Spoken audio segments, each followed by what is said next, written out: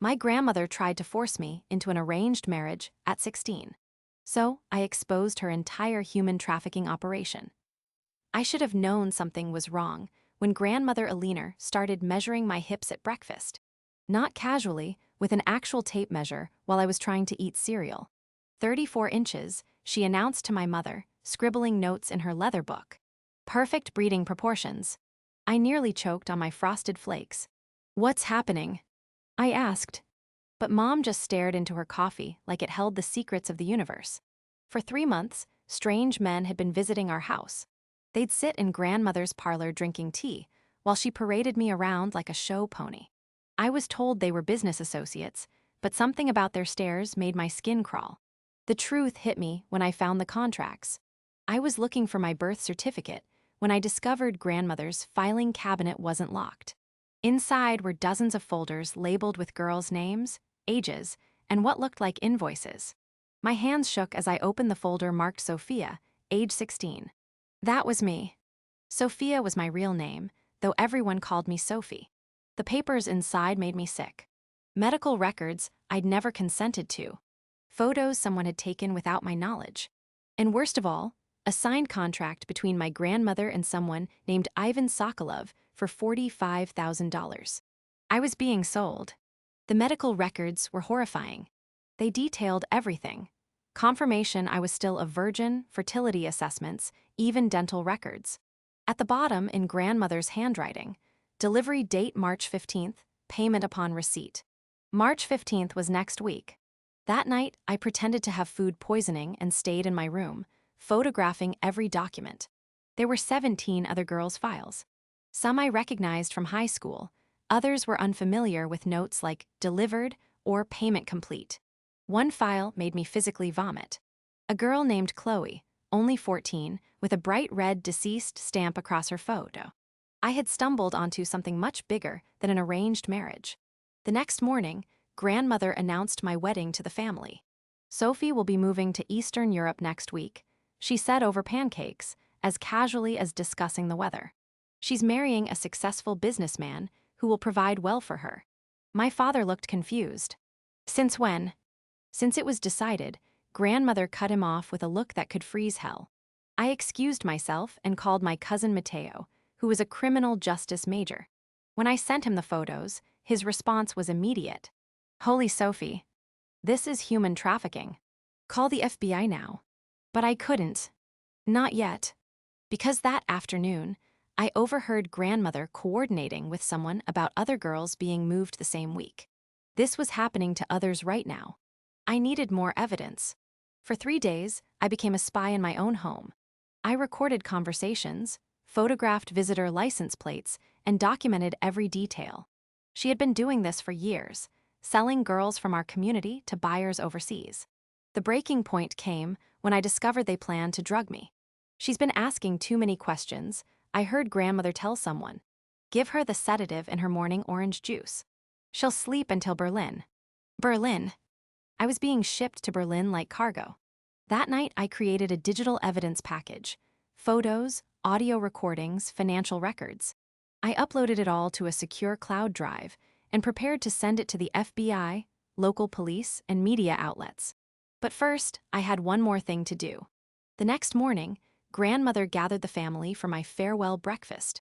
Mom sat crying. Dad looked lost. My little brother Leo kept asking why I had to leave. As grandmother raised her orange juice in a toast to new beginnings, I stood up. Before we toast, I said, pulling out my phone. I have something to share. I hit play on the recording of her discussing my sale price. The room went dead silent. You sick, my father whispered, finally understanding. Grandmother lunged for my phone, but I was faster. I'd already hit send on 18 different emails. Too late, I said. The FBI should be here any minute. And that's when she told me something that made my blood run cold. You stupid girl, she hissed. You have no idea how deep this goes. Your precious family is already on the list. Your mother agreed to this. Your father signed the papers. I turned to look at my parents. Mom wouldn't meet my eyes. Dad's face had gone white as fresh snow. What is she talking about? I demanded, my voice cracking like brittle glass. The silence stretched until my mother finally broke, her words coming out in broken sobs. "We owed them money," she whispered, her hands shaking around her coffee cup. "Gambling debts. Your father's gambling debts." They said this was the only way to make it right. My father stood up abruptly, knocking over his chair with a crash that echoed through our small dining room. "Alina said it was just an arranged marriage," he said desperately, his voice rising to almost a shout. "Rich husband, good life in Europe. She never told us." "Never said what?"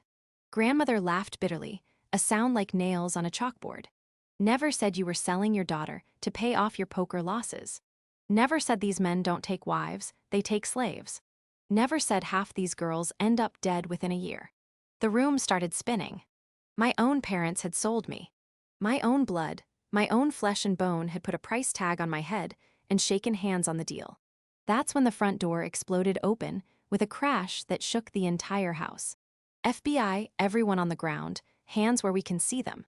Agents flooded our dining room in full tactical gear.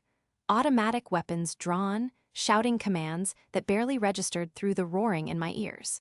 In the chaos, I saw grandmother frantically trying to destroy papers, stuffing them in her mouth and chewing desperately. My mother collapsed, sobbing on the linoleum floor. My father was being handcuffed, his face a mask of confusion and terror. Agent Sarah Jenkins found me huddled in the corner behind the overturned chair, still clutching my phone like a lifeline. "Are you Sophia Morales?" she asked gently, her voice cutting through the chaos with surprising calm. I nodded, unable to speak. "You're safe now, honey. Your evidence package was incredibly thorough. We've been tracking this network for 8 months, but we never had an inside source with this level of access." Over the next several hours, sitting in a sterile FBI conference room with terrible fluorescent lighting, I learned the full scope of what grandmother had been orchestrating. Her blessed union's cultural marriage services was a front for an international trafficking ring that spanned 3 continents. She'd been operating for 15 years, targeting families in financial distress throughout Latino communities across the Southwest, and convincing them to marry off their daughters for debt forgiveness and promises of prosperity. The girls were never seen again. Chloe, the 14-year-old whose file I'd found with the red "deceased" stamp, had died trying to escape a brothel in Romania after being beaten so severely she suffered internal bleeding. 17 other girls had simply vanished into the network, their families receiving occasional fake letters and photos to maintain the illusion they were living happy married lives. "Your grandmother was what we call a Tier 1 recruiter," Agent Jenkins explained, sliding a thick folder across the metal table.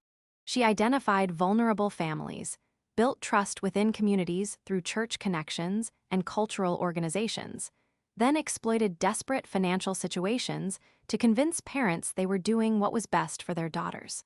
The financial records I'd photographed revealed transactions totaling over $1.2 million across multiple years, with individual sales ranging from $25,000 for younger girls to $65,000 for older teenagers with specific physical characteristics buyers had requested. Agent Jenkins opened the folder to reveal surveillance photos I'd never seen before. Pictures of grandmother meeting with men in expensive suits at upscale restaurants, exchanging briefcases in hotel parking lots, even boarding private jets with young girls who looked terrified and confused. "We've been building this case since 2019, she continued. "But trafficking networks are like icebergs. We could only see the tip. Your evidence gave us the entire underwater structure." During questioning, more family secrets emerged that made my stomach turn. My parents had been in debt for $47,000 from Dad's gambling addiction that had spiraled out of control over 3 years. What started as occasional poker games had escalated to daily casino visits, online betting, and eventually desperate loans from increasingly dangerous people. Grandmother had offered to clear the entire debt in exchange for me, presenting herself as a savior, offering a solution that would benefit everyone involved. She had photographs. My mother sobbed during her interrogation, her mascara creating black rivers down her cheeks. Pictures of other girls who'd married through her service. Beautiful houses, expensive clothes, jewelry. She said Sophie would live like a princess in Europe, that these men specifically wanted American wives they could spoil and pamper. But the medical exams grandmother had secretly arranged through her network told a completely different story. The buyers weren't looking for wives to spoil. They were purchasing young, healthy girls for exploitation in various forms of forced labor, including prostitution, domestic servitude, and in some cases, organ harvesting. Did you know about the other girls in your community who had gone missing? Agent Jenkins asked my parents during their second day of questioning. My mother broke down completely, her entire body shaking with sobs that sounded like they were being torn from her soul. We suspected something was wrong when the Alina girl went missing last year, she confessed. Alina was only 15 when she left for her wedding in Poland. Her mother kept asking Alina for more contact information, saying the letters Alina was sending didn't sound like her voice, but Alina always had explanations. Cultural adjustment, learning a new language, being busy with her new wealthy lifestyle. The letters were fake. Alina Ramirez had been killed 6 months after her wedding, while trying to escape a trafficking compound in Warsaw. Her body was never recovered. Agent Jenkins slid another photograph across the table. A surveillance image from Polish police showing a young girl who looked like Alina being forced into a van outside a train station. This was taken 2 days before she died, Agent Jenkins said quietly. She'd managed to escape the compound and made it almost to the embassy before they caught her. My father, sitting in his orange jail jumpsuit, stared at the photo with haunted eyes. "How many?" he whispered. "How many girls did we help kill by staying silent?" 46, Agent Jenkins replied without hesitation. "That's how many girls your mother-in-law trafficked during her 15-year operation." Sophia would have been number 47. 3 days later, the coordinated raids began. Using my evidence and testimony, along with months of FBI surveillance, agents simultaneously struck 12 locations across 4 states. The operation involved over 200 federal agents, local police officers, and international law enforcement partners. They arrested grandmother at 6:00 a.m. while she was trying to flee to Mexico with 3 suitcases full of cash and fake identification documents. She fought like a wild cat, scratching one agent's face and biting another before they could get the handcuffs on her.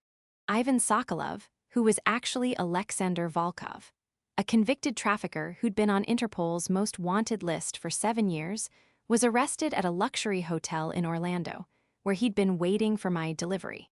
When agents broke down his door, they found him with detailed plans for transporting 4 girls to various international destinations that same week. The safe house where I was supposed to be taken was raided simultaneously by a joint task force. Located in a nondescript warehouse on the outskirts of Reno, it had been set up to look like a legitimate shipping business from the outside. Inside, they found 4 other girls.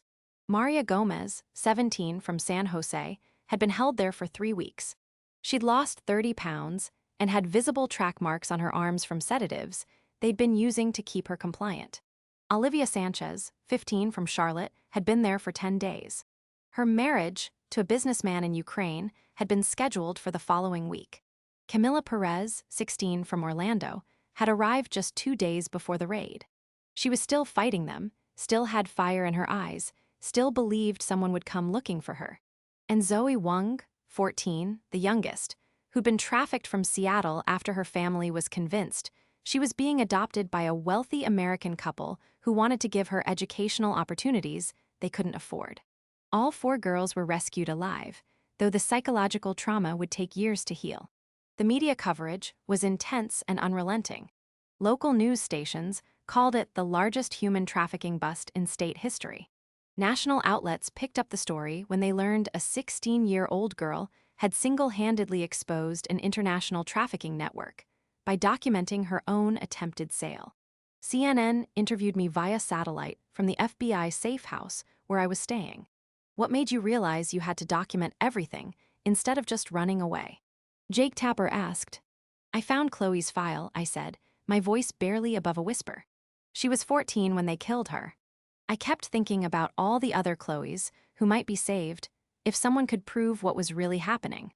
I couldn't live with myself if I escaped, but left the door open for them to keep destroying lives. But the aftermath wasn't what I expected. My family didn't just fall apart, it disintegrated completely like a house of cards in a hurricane. Dad was charged as an accessory to human trafficking, but got a plea deal for cooperating fully with prosecutors and providing detailed information about grandmother's operation. He received 5 years in federal prison, but would serve only 18 months with good behavior and continued cooperation. Mom was charged with child endangerment and conspiracy, but avoided prison time by agreeing to 3 years of supervised probation and 500 hours of community service with anti-trafficking organizations. Leo, my 12-year-old brother, went to live with our Aunt Carmen in Nashville. He was too young to understand the full scope of what had happened, but old enough to know our family had been destroyed by choices the adults made. The first time I saw him after the arrests, he wouldn't look at me. "Why did you have to tell?" he asked quietly, his small hands twisted together in his lap. "Now everyone at high school knows what our family did. Now I don't have a mom or dad anymore." It broke my heart into pieces, so small, I wasn't sure they could ever be put back together. I testified against grandmother at her trial, which lasted 6 weeks and made national headlines daily. She showed no remorse whatsoever. Even when faced with 17 counts of human trafficking, 6 counts of conspiracy to commit murder, and dozens of other federal charges connected to girls who died in the network. Her defense attorney tried to paint her as a victim of circumstance, a woman who'd grown up in poverty and abuse, who was simply trying to help families escape similar situations. But when the prosecutor asked her directly about Chloe, about Alina, about the other girls whose deaths were directly connected to her trafficking operation, she showed her true nature. These girls had better lives than what they were leaving, she said coldly, her voice carrying the same tone she'd used when discussing my hip measurements. I gave them opportunities they never would have had otherwise. If some of them were too weak to adapt to their new circumstances, that's not my responsibility. The courtroom was dead silent. Even her own attorney looked sick.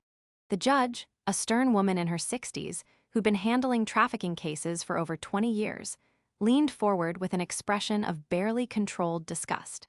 "Ma'am, you facilitated the sale, rape, torture, and murder of dozens of children for profit. You destroyed families, traumatized communities, and showed absolutely no regard for human life. This court finds you to be a dangerous predator who poses an ongoing threat to society." She sentenced grandmother to life without the possibility of parole, plus 300 additional years to run consecutively. As they led her away in shackles, grandmother turned to look directly at me in the witness gallery. Her eyes were filled with pure hatred, but also something else, fear. For the first time in my life, the woman who had terrified me since childhood looked small and powerless. During the trial, I learned even more disturbing details about the scope of the operation. Grandmother had been abused and sold herself as a young girl in Mexico, trafficked across the border at age 13 by men who promised her family she'd find work as a maid for wealthy Americans. Instead, she spent 3 years in forced prostitution before escaping during a police raid in San Jose. Rather than breaking the cycle of abuse, she decided to profit from it, convincing herself that she was giving girls opportunities while building a network that generated millions in revenue. Trauma doesn't excuse evil, Agent Jenkins told me after the sentencing.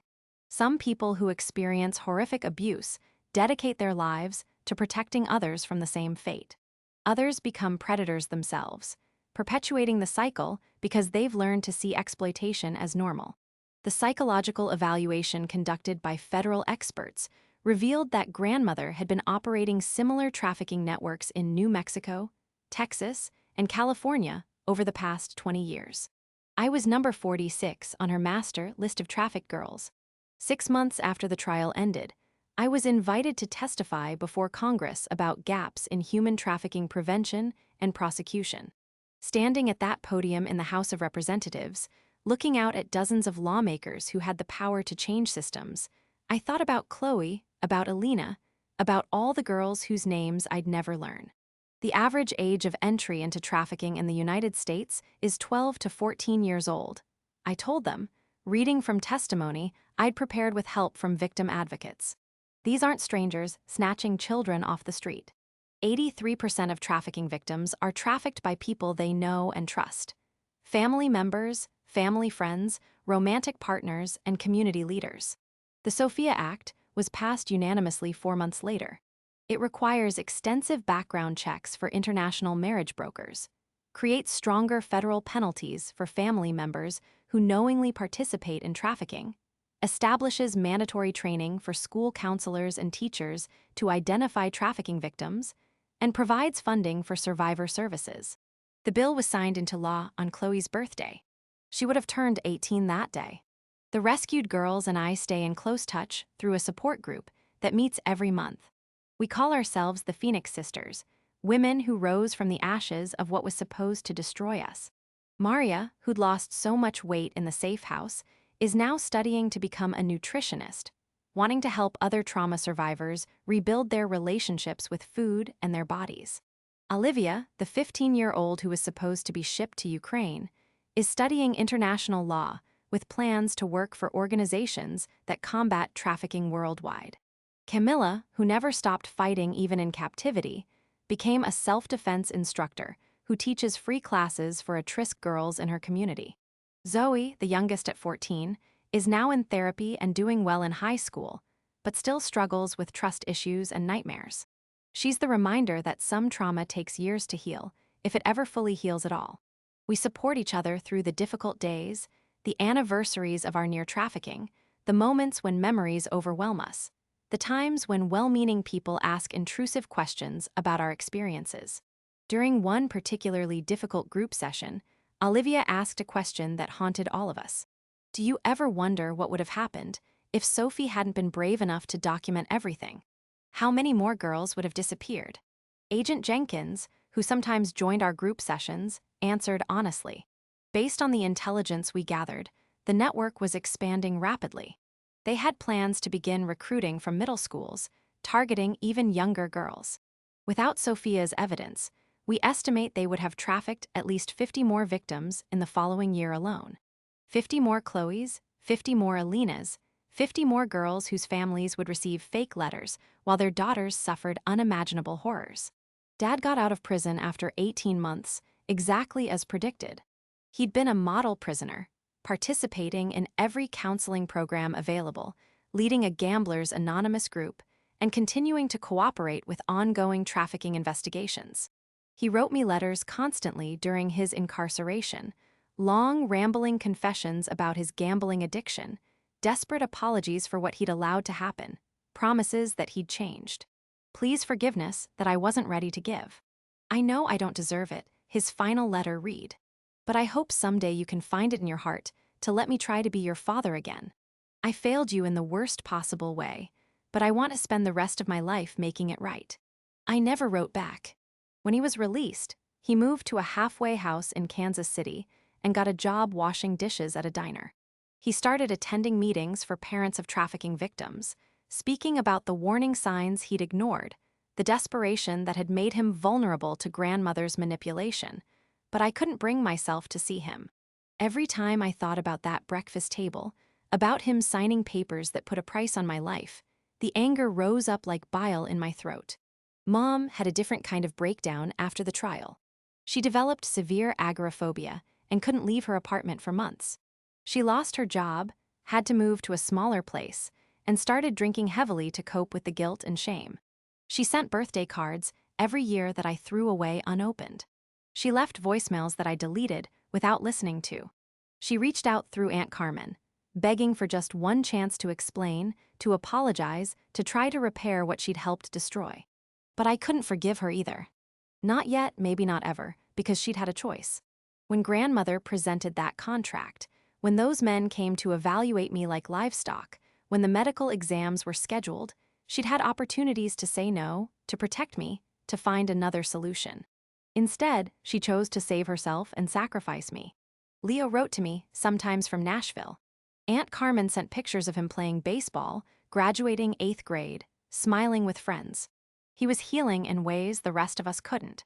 But in his letters, I could sense the weight he carried.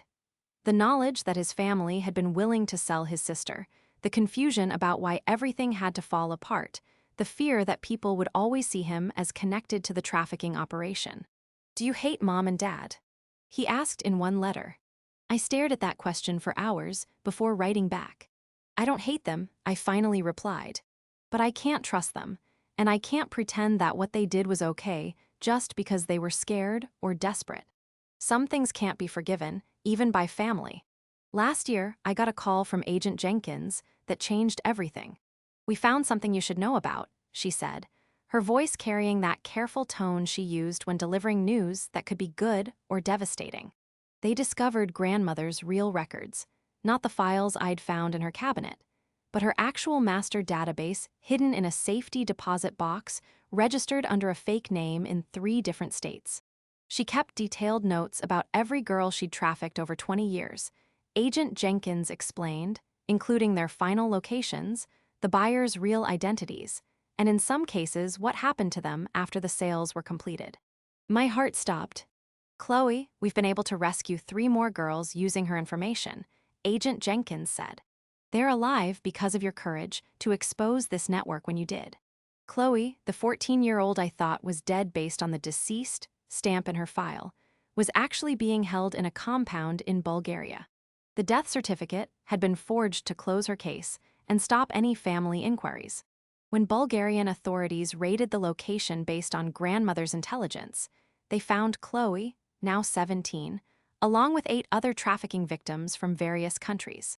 She'd been forced into prostitution for 3 years, had suffered multiple injuries and infections, and had tried to kill herself twice, but she was alive.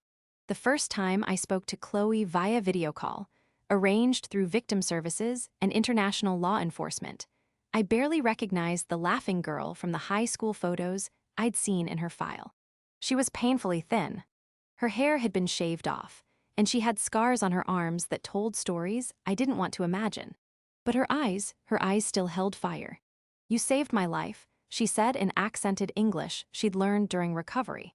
When police came, they said an American girl named Sophia gave them information to find us.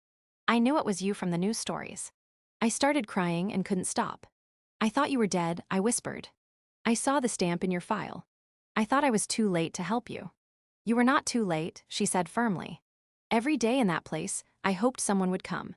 I never stopped believing, and you made it happen." Chloe is now in intensive therapy and rehabilitation in Bulgaria, working with organizations that help trafficking survivors rebuild their lives. She wants to become a social worker to help other girls who experience what she experienced. The 2 other rescued girls were Isabel Cruz from Guatemala, who'd been trafficked at 15 and held for 2 years in a domestic servitude situation in France, and Akari Sato from South Korea, who'd been sold into forced labor in a factory in Vietnam at age 16. All 3 girls credit my exposure of the network with saving their lives. "We've been able to rescue 3 girls and prosecute 17 additional traffickers using the intelligence from your grandmother's records," Agent Jenkins told me. "But there's something else. We've identified 12 other families who were targeted by the network, but didn't go through with the transactions. Your case going public scared them away from participating. 12 more families. 12 more girls who didn't disappear because other parents saw the news coverage and realized what they'd almost done to their own daughters." The ripple effects kept spreading. Detective Laura Reyes from Orlando PD started a task force specifically focused on family-facilitated trafficking after seeing how common it was in grandmother's network. "People think trafficking is always strangers grabbing kids," she told a reporter. "But family trafficking is actually the fastest-growing category we're seeing. Parents, grandparents, aunts, uncles, people who are supposed to protect children, selling them to pay debts, support drug habits, or just for money." The task force has investigated 47 cases in 3 years and rescued 23 children from family trafficking situations. I'm 19 now, starting my sophomore year at New York University with a full scholarship funded by donations from people who heard my story. I'm double majoring in international law and psychology, with plans to work for organizations that combat trafficking worldwide. My dorm room is covered with photos of Chloe, Maria, Olivia, Camilla, and Zoe. Reminders of why I survived, why I spoke up, why I can never stop fighting for girls who are still trapped in the network that was supposed to consume me. Every semester, I get letters from girls who have escaped trafficking situations after learning about warning signs from news coverage of my case. A 15-year-old in Texas called the trafficking hotline when her aunt started arranging her marriage to an older man, leading to the discovery of a network targeting girls in immigrant communities.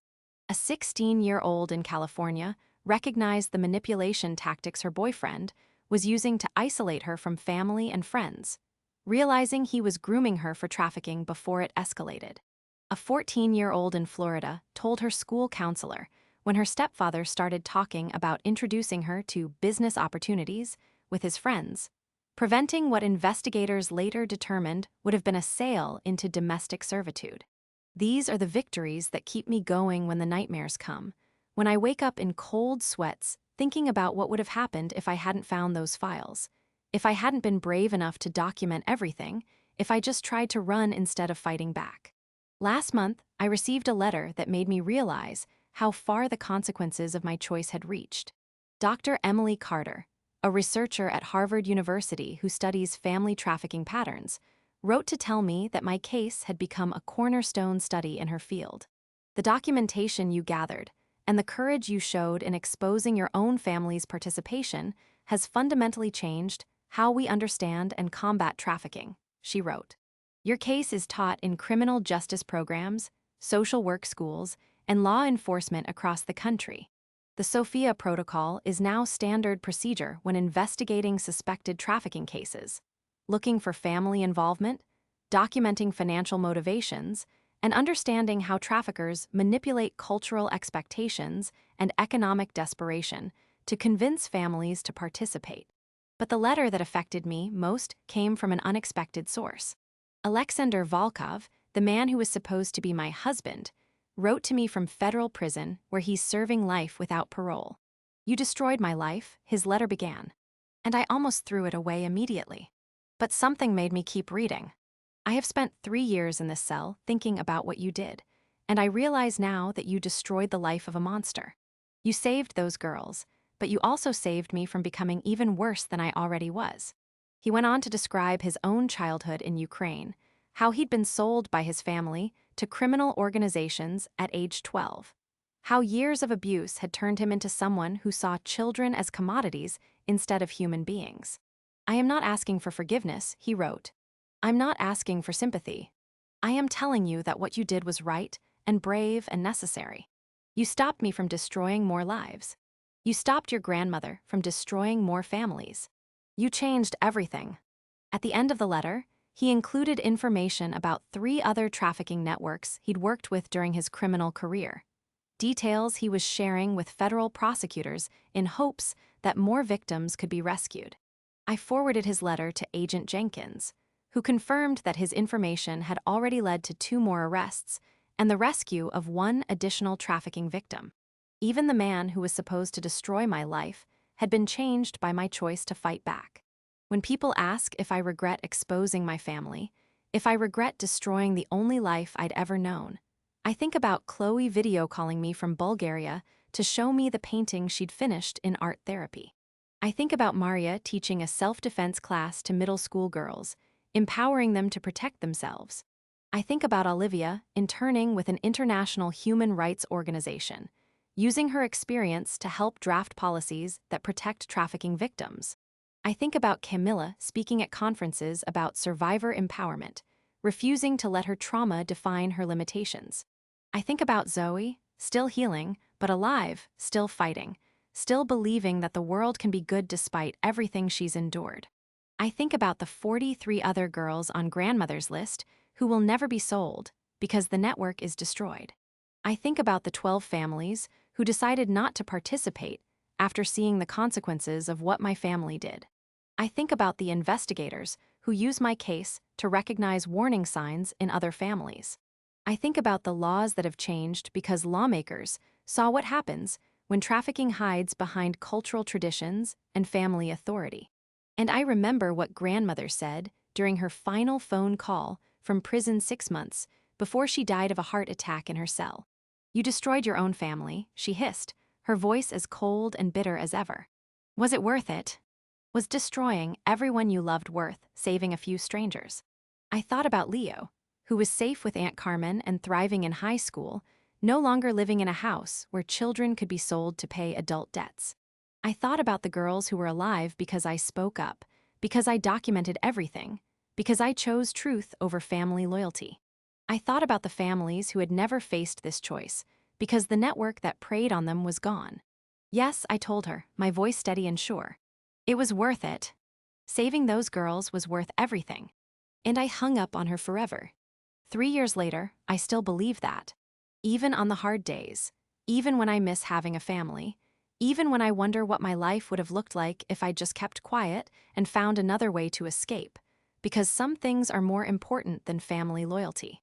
Some things are more important than keeping secrets. Some fights are worth losing everything for, and some choices, once made, define who you are forever. I chose to be someone who protects children, instead of someone who stays silent while they're destroyed. I chose to be someone who documents truth, instead of someone who lives comfortable lies. I chose to be someone who breaks cycles, instead of someone who perpetuates them. And every day when I wake up in my dorm room covered with photos of survivors, when I read letters from girls who escaped because of warnings my case provided, when I study international law so I can fight trafficking on a global scale, I know I made the right choice. Even if it cost me everything I thought I wanted, even if it meant losing the family I thought I needed, even if it meant growing up faster than any 16-year-old should have to. Because the girls who lived, they were worth it. They are worth it. They will always be worth it. And as long as I have breath in my body and fight in my spirit, I'll keep making sure other girls know they're worth fighting for.